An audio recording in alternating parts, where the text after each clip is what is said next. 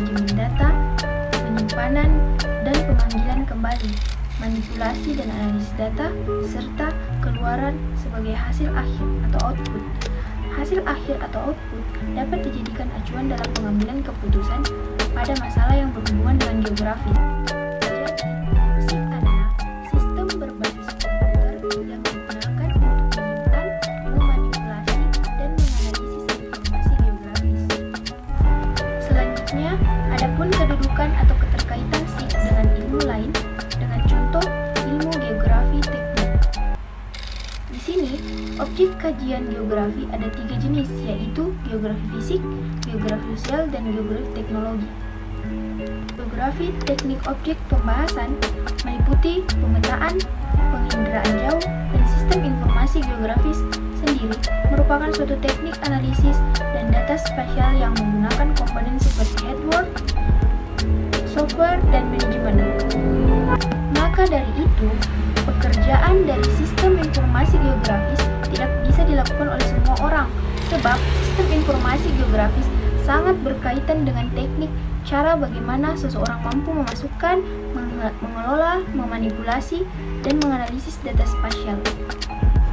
Dan untuk keterkaitan atau kedudukan SIG dengan ilmu lain, yang pertama dengan ilmu geografis, yang kedua dengan ilmu kartografi, yang ketiga dengan penginderaan jauh, yang keempat dengan ilmu ukur tanah, yang kelima dengan ilmu geodesi, keempat dengan ilmu geofisika dan statistik, matematika, teknik sipil, perencanaan kota, dan terakhir adalah dengan ilmu informatika.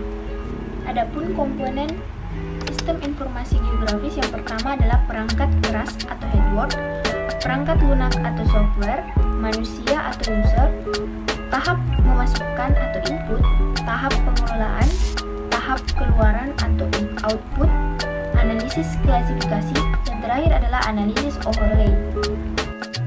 Selanjutnya, sumber data sistem informasi geografis. Sumber data yang dimasukkan dalam sistem informasi geografis diperoleh dari 4 sumber, yaitu sumber data lapangan, yang kedua sumber data peta, yang ketiga penginderaan jauh, dan terakhir adalah data statistik. Dan yang terakhir adalah penggunaan SIG. Penggunaan SIG di sini terbagi menjadi 2, untuk fenomena dan untuk badan atau instansi.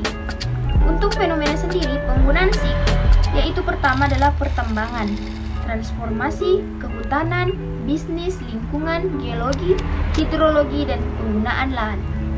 Adapun penggunaan SIG pada badan atau instansi tertentu, yaitu pada badan atau instansi perhubungan, pada badan atau instansi konservasi, pada instansi BNPB atau BPPD, dan kemudian pada instansi ESDM, BMKG, Bapeda, dan survei atau ahli GIS, dan terakhir adalah pada badan atau instansi kelautan.